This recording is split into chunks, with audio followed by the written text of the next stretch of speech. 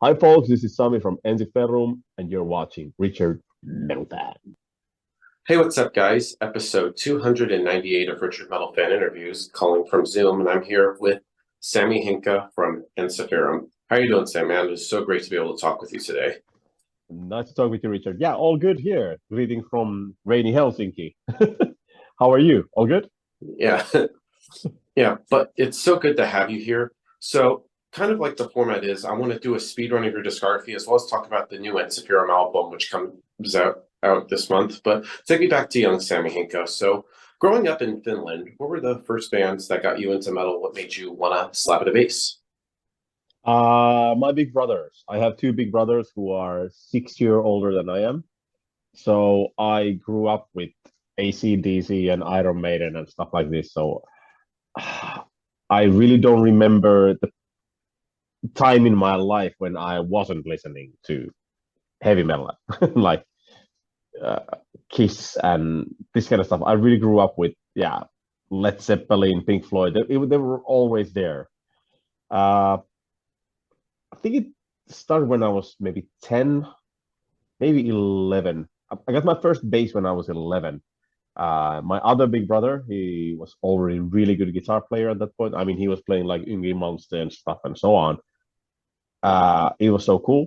He looked so cool, and back in those days, there was obviously no internet back in the dark Middle Ages, but having like some band videos and so on, seeing them from music TV or their live shows, and everything looked so cool. So I just wanted to jam with my brother, learn how to do something, and that's how we started. But yeah, I never thought I would become like a professional musician.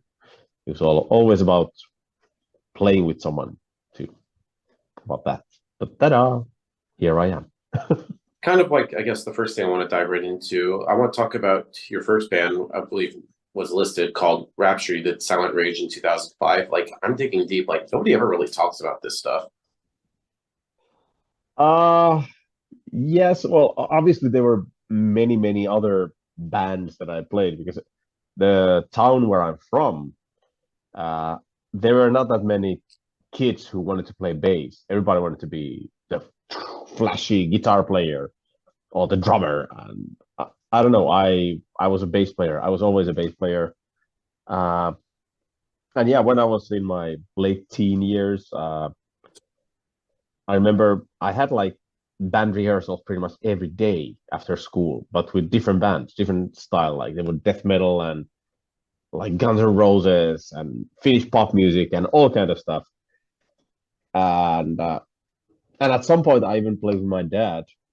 He was playing like I don't know what's the English word in German. It's called Schlager. I played at weddings and companies, Christmas parties, and so on, like jazz standards and whatever. This kind of old dance music. Uh,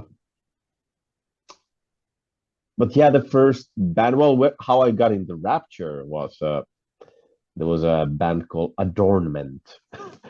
They were they was like early 90s. These guys, they were a bit older than I was, and they were more technical, and they were into, I guess, melodic metal started to bloom. Then I still wasn't into this that much. I was more into heavy and power metal. I was not that much into harsh vocals at that point. But anyway, these guys were like the best musicians around there, and at some point they needed a bass player, and of course, I knew the guys, and yeah, I joined them. And the singer of this band, or the screamer or whatever, eventually became the singer of Rapture. And this guy Petri, he was working in Spine Farm Records at some point, and this was years later. And I just called him once, like we've been friends since we're like 15, and I called him like, dude, is there any band in Spine Farm who needs a metal bass player? Because I was just getting so fed up with all the band projects that I had at that time. There was no ambition with any of the bands. It was never. I always loved playing live, and all the bands that I was at that point, there was no ambition to make any gigs. So I called to this guy Petri, and he was like, "Yeah, I'm actually in the studio with my band Rapture." I was like, "Fucking, I know you guys. I bought the first album. Yeah, they were recording the second album at that point. Well, it was recorded, but yeah, I joined them. Then we did some shows, and yeah, the third album. And unfortunately, it's very inactive band at the moment. But I'm gonna see Petri soon, so I'm gonna get him a bit drunk, and we'll need to start talking about some kind of reunion.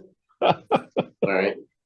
And then it was around that time you joined Ensiferum, so you joined in 2004. So how'd you get to know like Marcus and Petri and everybody? Well, yeah, everything is connected. Yeah, I was in Rapture, and we played some shows. We started making new songs, and it was about the time to go record the third album, Silent Stage, and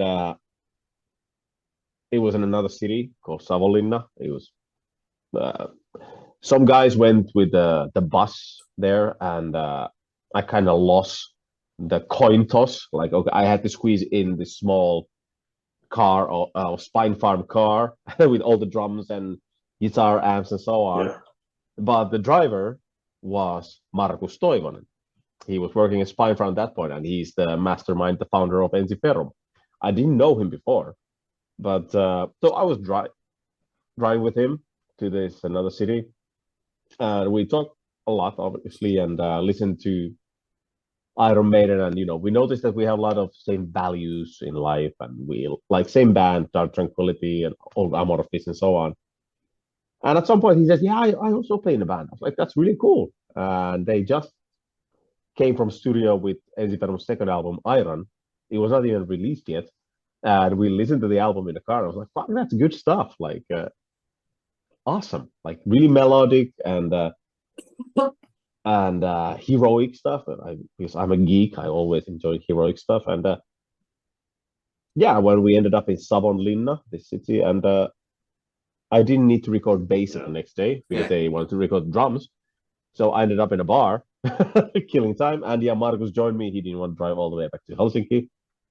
So we talked even more, talking to bullshit about life and so on. And a couple of weeks later, he calls me like, "Hey, we might need a bass player for Ensiferum." I'm like, "Fuck, that's awesome." And any chance to come and try it out? And yeah. And I asked what song should I practice, and they said all. So I practiced all the both first albums, and Yeah. we played. I would say we played less than an hour, maybe 5 songs or something like that, and we went to a bar and got hammered. And next morning, Marcus wrote me like, "Hey, do you have a hangover? And if you still feel like it, welcome to the band." So it was. The fact is, at that point, Ensiferum had only done one tour in Europe, and I mean, we're not big bands now, but Ensiferum definitely was not a big band back then. So it was just again like joining another band with cool guys, because that's the most important thing. We had a lot of fun uh, with the guys. We went to bar. It was a karaoke bar. We got hammered and sang some Iron Maiden and in out of tune. And that's how I got in the band. And yeah, it's been fucking 20 years now. I can't believe where all this time has gone. Yeah. And then talking about like your first release with the band, the Dragon Heads EP, I like that. So what was sort of like the thought process being that was like your first release with the band? That was actually Marcus's idea, because there was a big lineup change at that time, because things started to get more serious. Because until then, it was really like the guys just made songs and played few shows in Finland. And then there was one tour in 2004. And I think already for that, the old singer Jari, who then started Winter Sun, he was not there for the tour because he wanted to focus on his solo band. And for Markus, the founder and the main composer of Ensiferum, that was like, no. This is my baby, my band that he started, and he wants to tour with this band. So there's some lineup changes because of that. And yeah, Marcus wanted to. I guess he wanted to try the new lineup in the studio because things worked on the road, but he also wanted to let's create something first instead of starting working for the whole album. Let's make one new song. Yeah, a couple of songs that didn't fit on Iron album, and a couple of old songs. That was I don't even remember what songs we put in there. Yeah, there's some old songs, and then we made like Finnish medley and so on, and then Amorphis cover. Yeah, Yeah, but it was which is a about great and it was. cover. Thank you. It's yeah, old Amorphis is well, Day from Thousand Lakes is one of the reasons why I ever got into metal with harsh vocals. It was that and Gallery and Skydancer from Dark Tranquility. Those three albums were that got me. And But that was it. It was a really just fun. If I look back now, it's because every album kind of represents like the few years before the album is released. I mean, it kind of what happens in musicians and then in the band's life. You can really hear it from the album, in my opinion. And yeah, Dragon Heads and Victory Songs era, you can really hear this carefree life. In my opinion, there's a lot of this yeah, joy yeah, I and still love it. And I think Victory Songs is a good release. I consider it sort of like the next phase of the Ensiferum's like career, especially with Petri now taking over from Yari. I feel like that's like the next evolution in Ensiferum. yeah, and that's when things start to get big. So, we start to get a lot of tour offers and festivals, and then that's when things really we got the ball rolling, so to say. And yeah, good Yeah, times. definitely. And then moving on to From Afar, I love that album. That's personally like my favorite album in like the current like Ensiferum era. Okay, thank I you. know this year does mark 15 years of that. So do you have like certain memories like recording From Afar? Yes. I usually have very shitty memory, but I guess that memory, how your brain works. If you have a strong emotion attached to a memory, then you actually remember it. But yeah, of course, every album is well, it's like your own baby. There's a lot of hours spent for composing and recording that. From Afar was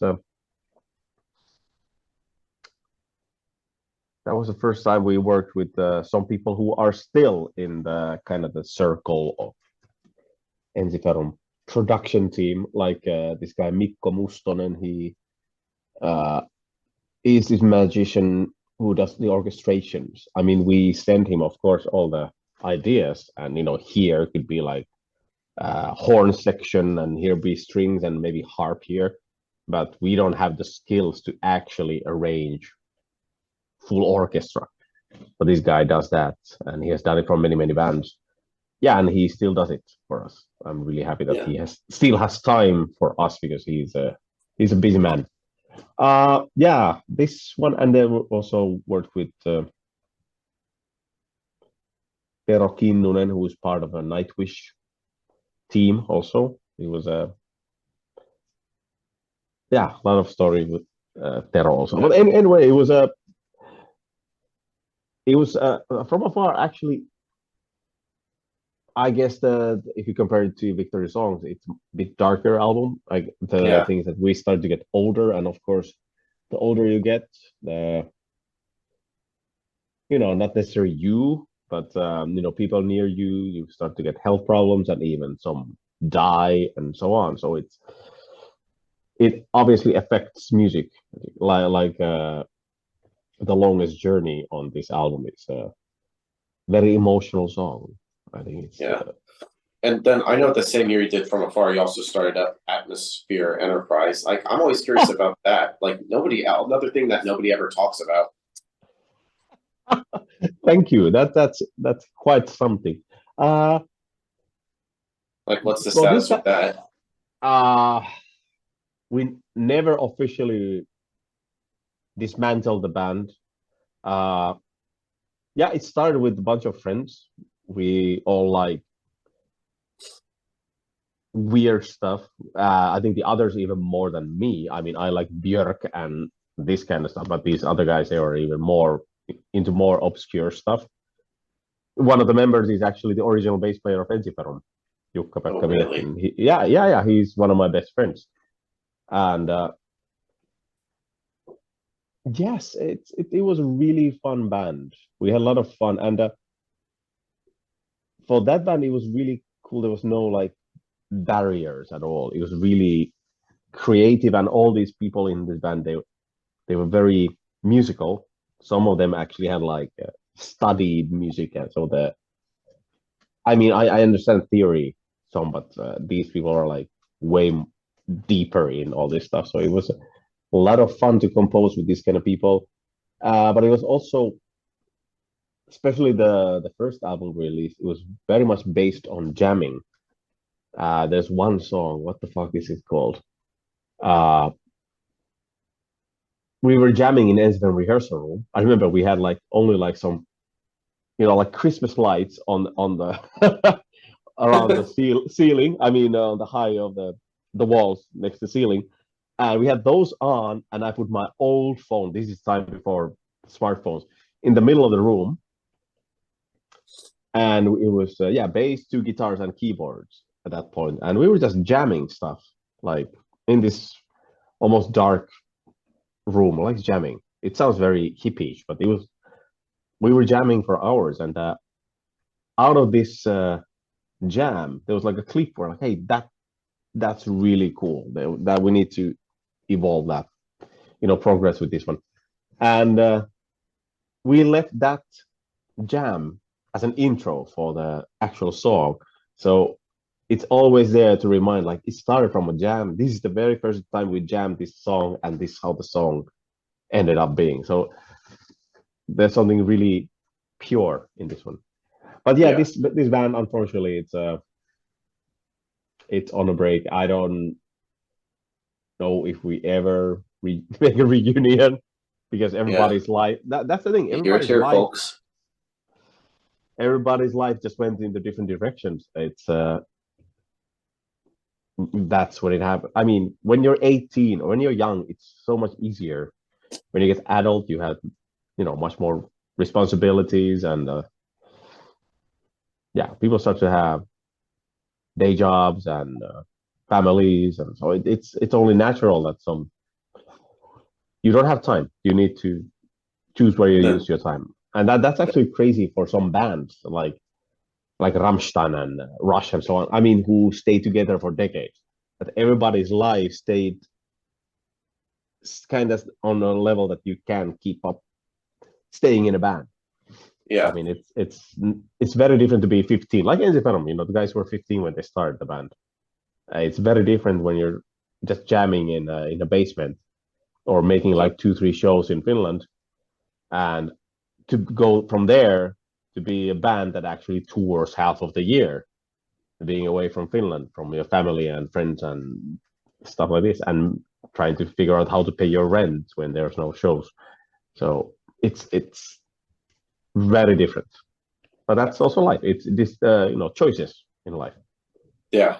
And then kind of going back to Ensiferum 2012 with Unsung Heroes, I like that album. That was personally right around the time when I discovered you guys, and ever since then Okay. been a fan. So what was it like making that album?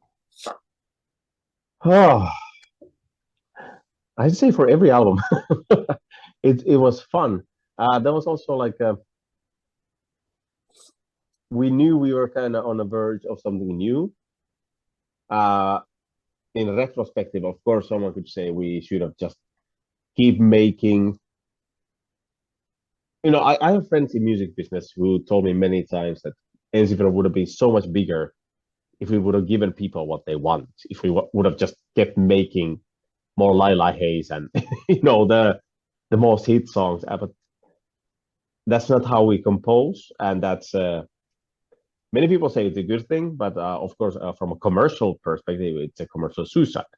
Yeah, And with unsung heroes, when we were composing that and recording, we knew okay, this is gonna be very dividing album. just do what you Uh, do.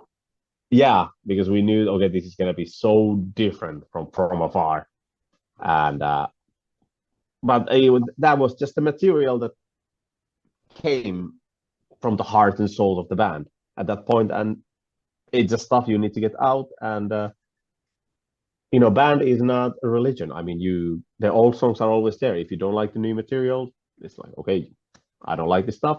I might follow you, and let's see what the next album in a couple of years is gonna come out. But that was we worked with a guy Healy Heelesma, uh, crazy guy. He Well, one band that he used to work was him. This love metal band. So he had like quite different perspective to music, and as a bass player, it was really fun to record with him because he's a drummer, so uh, it has very groovy bass lines in a way. If you listen to songs like Burning Leaves, and the drums are also in this one much more groovier than usually if you listen to metal albums. So that's it was a fun album, but yeah, also like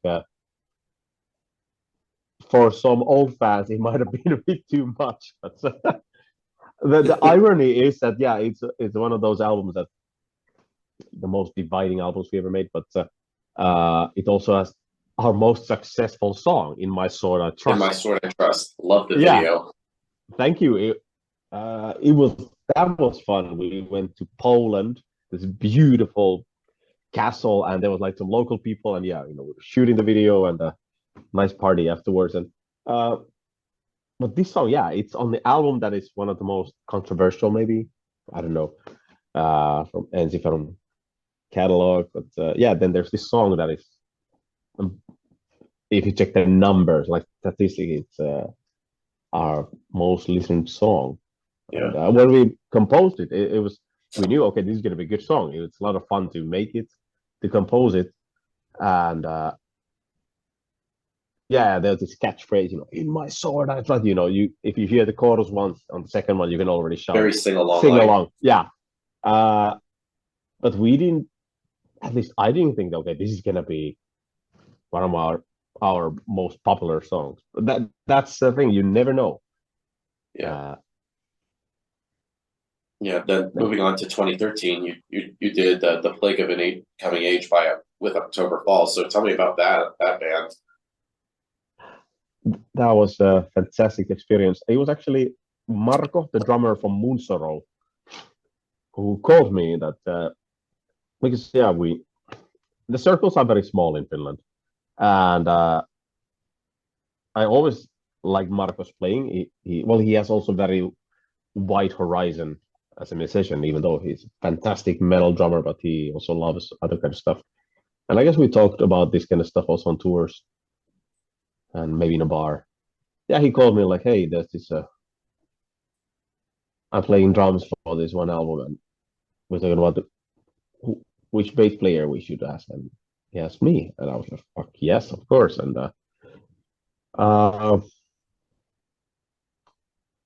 I don't know what to say. I really hope I get to play in the future releases also. There was one release that I couldn't do, and that's why I'm really sad. I already got the demos, but there was some. I don't remember. This is some time ago, but there was it 2 tours in a row for Ensiferum or something like. I was gone for a month, and I was like, I'm sorry, I just don't have time now for this. So that really sucks. But yeah, let's see in the future. I really like the style. October Falls. Well, I played in Rapture, so I really like Katatonia and this kind of music also. Which is, well, we all have different sides. I mean, no one is happy all the time, and no one is hopefully not sad all the time. But music is a good way to get some burden out of your chest. Or from your shoulder. And then going back to Ensiferum, I want to talk about like the next 2 albums, One Man Army and Two Paths, which I consider those kind of like almost like brother and sister in a way. Like especially One Man Army, it has a little bit of that old school kind of like thrash vibe when I heard it, especially in the title track. So is that sort of like the direction and sort of like the vibes you were kind of like going with those albums? That was the period when, especially Marcus, so he had this uh, kind of organic recording mentality. Yeah, we recorded those with Ensiferum, who's maybe best known for recording and producing, and he was also working for Children of Bodom as a live mixer for quite many years. Fantastic guy, one of the best person I ever met during these years. Um, very tough producer. I mean, very demanding, strict, and I guess also that's the reason why Children of Bodom albums are so fucking tight. The old ones. Uh,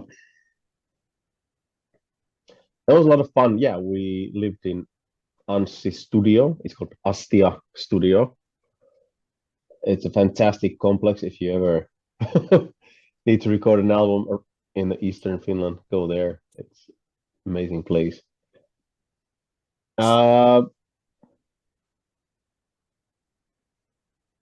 again, if I check my life how it was back in those years, I can really hear uh, the stuff that I was going through in my personal life. Let's put it this way. There's a good amount of aggression and happiness at the same time. But yeah, two paths. I think it was mostly recorded on analog equipment, so that was uh, very different if you compare it to now, like Winter Storm, which is very majestic and big. I think on yeah, in two paths, it's much more down to earth. I don't think there was any like triggers used in drums or it was really different sounding album. Did we go too far? Some might say, but once again, it was something that had to be done. Yeah, it's definitely, and I agree. Like you got as a musician, you gotta like take like creative kind of like risks. yes, I agree. Otherwise, I mean, there's no right or wrong here, and it's just for Ensiferum. That's been the method we compose. That's how it's always been.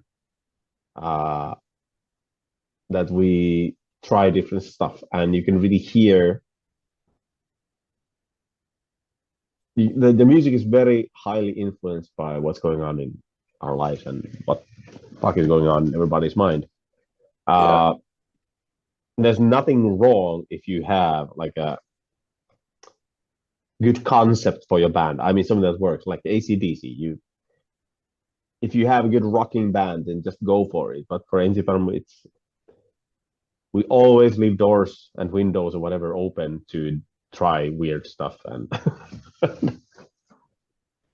because we only have this one life and live it to its fullest. Yeah, I mean, I don't think we're ever gonna play stadiums. I get if you become way too big band, I think you start to have pressure also to really please the fans and to maintain this level. But I mean, we are on a level, of course, like there are many bands who love to reach this level that we are, and we are very privileged to be musicians who tour around the world. But to be honest, we're not the big band. Yeah, I have a day job, for example. I mean, we're not Metallica. Yeah. But, and then moving on to 2019, you did with a metal de facto, you did Imperium Romanium. Like, tell me about that. Yes. Yeah, I always loved power metal. Like I said in the beginning, when death metal started to become a thing, it took me still some time to get into harsh vocals. I was more into listening to Halloween and Iron Maiden and stuff like this. It's always been there. I always love good power metal. And our old guitar tech, Ensiferum's old guitar tech, Esa Orjatsalo, we were on tour 2017. And Esa used to play in a power metal band back in early 2000 called Dreamtail. They're still active, but Esa is not there anymore. And we were just talking like, yeah, power metal is the very essence. It's the the top of the evolution of metal music. Like it's really metal de facto. It's like the essence of metal. And we were like, okay, that's so stupid. We need to make a band with that name. And this kind of joke ended up having like more conversation during the tour in the evening, and a few glasses of wine and beer or whatever, and we ended up having a band. And yeah, the concept is really that was clear from the beginning. Like every album needs to have a theme, and not just like going through Wikipedia and copy pasting, but really dive into this culture or whatever. Well, now it's the Asian Roman. Now it's going to be the second album also from Japan. So then we have 3 albums out. Eventually. But we really like to try to find some humane aspect also about the lyrics, something more relatable than just like, like I said, copy pasting some mythology or whatever. Yeah. And then moving on to 2020, I know the pandemic sort of like kind of like fucked up the whole music industry. I know during that time you did the last Ensiferum album, Plastic, and you also did some other work. You did Shh, and also Ira with the Waves. I can never fucking say the name. So I guess during that time, did you wanted to like keep yourself distant from the pandemic and try to focus more on just the music to help keep you focused? Yeah, that was really time for some self-reflecting, because now it's easy to look back and like, come on, it was just a couple of years. But when you're really in the middle of it, you were there. So it was really like uncertain what the fuck is gonna happen. And yeah, we released the album. We didn't want to sit on it, but that was really terrible because Thalassic was our most successful album, like all the charts and so on. And there was a lot of good feedback, and I did tons of press before the album release. But yeah, what happened, and we couldn't tour. We couldn't do like the normal cycle of life. When you release an album, you go on a tour for 2 years, meet people, play gigs, live, get experiences, and then you get out of this, you get material for the next album. And now it was really, really hard to go back to rehearsal room, like let's start composing the next album. No, it was really tough time to get back in the mood of composing. Yeah. I'm sure we were not the only one. I mean, some bands try to prolong the release of their album, but I don't think anyone waited for a couple of years. I think at some point everybody like, fuck that, let's just release it. Yeah. And then actually some people gave us good feedback that we released some new music in the middle of the difficult times, because then there was some new music to listen to, and people who play instrument, they were like, it was so nice to learn how to play your new songs, and it gives some other stuff to think about instead of all the shit that was in the news 24/7. And I worked as a nurse the first 2 years, so I worked with old people, and that was a tough times for some people. I mean, for me, of course, it sucked. We couldn't tour, but it was still not life-threatening for us. It just sucked. Yeah, definitely. And now we also got the new Ensiferum album, Winter Storm, which comes out this month. So how was the whole writing and recording process like for the new album? Very slow. We never had this long gap between 2 albums. And as I said, it was really tough to get in the mood of trying to compose stuff. And I didn't mark stuff in my calendar, but it was really like, we had material. We had some raw songs that we couldn't finish for Thalassic, but it's really hard to get into the mood again. It was hard. It took ages. I'm sorry, I keep repeating myself, but that's just how it is, how it was. And as a lyric writer, this was the hardest album ever. I think it was probably like 2 years that I came up with some raw ideas, but I threw them all away.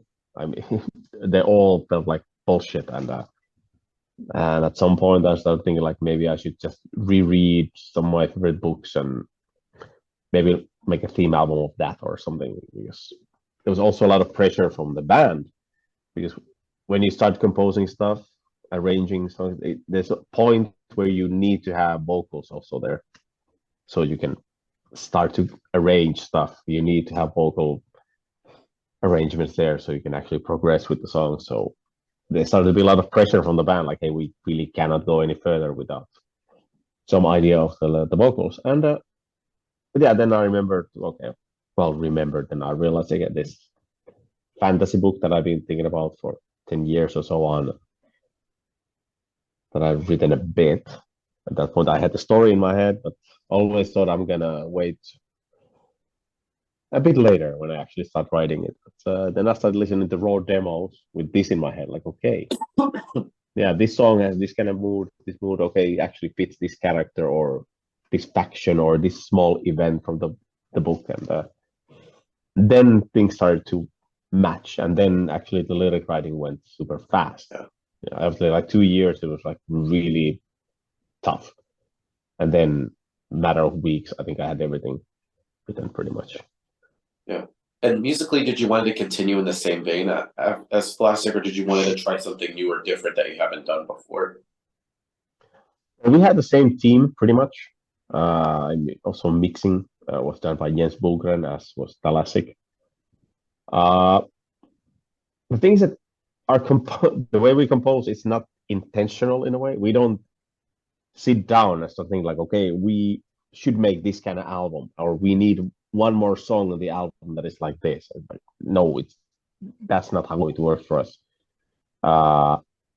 We have raw material usually. We always have songs that we couldn't finish for the previous album, and then we start with those. And of course, people start to bring new ideas. And if some idea sounds good enough for the whole band, then we keep it and we'll continue composing. You never know; it might take still years before the song is ready. It might not finish for the next album, but like I said, it's really not intentional. But yeah, for Winter Storm, you can really hear it was composed and arranged during tough times, because there are no happy songs, there are no drinking songs that we usually have, because life is sometimes fucking fantastic and it's nice to have a drink with your buddies. But yeah, the last years were not that festive. Yeah.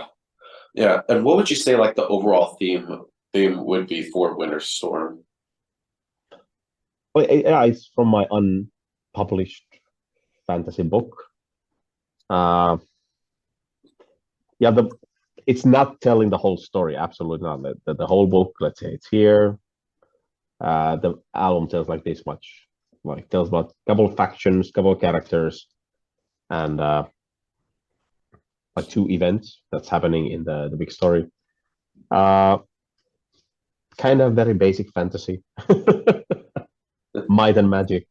Definitely. Dungeons and Dragons. Well, no dragons in this one, but that I can tell. Yeah. Anyway, I got 2 more questions for you. I want to talk about like your approach to bass, because I know you've heard your fair share of bass player jokes and memes, but I love how you don't gravitate towards flashy bass playing, but I feel like you find ways to link what the guitars are doing with the melody and what the drums are doing with the rhythm. So for you personally, what's your approach to tracking bass? For me, actually, recording bass is very different than what I do in a live situation. In studio for albums, I really try to restrain myself to keep it really simple, to give room for the more melodic instruments. And I know there's going to be a lot of harmonies for guitars and orchestrations and folk instruments. So I'd really try to give like a solid bass there. But in live situation, I let it go. I don't think I play any song similar way 2 times in the 2 show. I don't know how to express it, but I always fool around, and the spur of the moment is always there. If the show is really going on well, and if there's something really cool in the audience going on, or like if there's some people like really showing to me, I might like fool around even more, kind of for them. Yeah. My biggest influences as a bass player, Steve Harris and Flea. That's where it comes from. Though those are the gentlemen who I can thank. I mean, I remember when I was a kid, I came from school, I did my homework, and that was also one of my homework. I watched Iron Maiden's Live After Death VHS and I played the whole Great show just to concert. One of practice. my favorites I've seen. Yeah, me too. But yeah, just Wish to I could have practice my existed right to see them then. hand. Yes, Yeah. but that's where it comes from, and also yeah, the funk stuff, and I think that's where the kind of the groovy aspect, bit more melodic the way to think playing bass comes Yeah. from.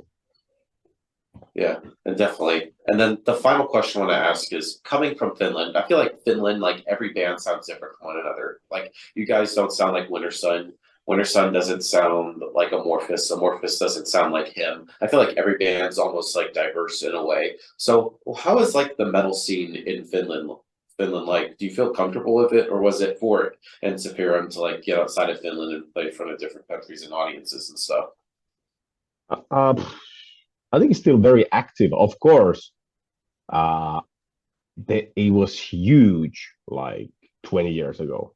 We had so many metal bars just in Helsinki.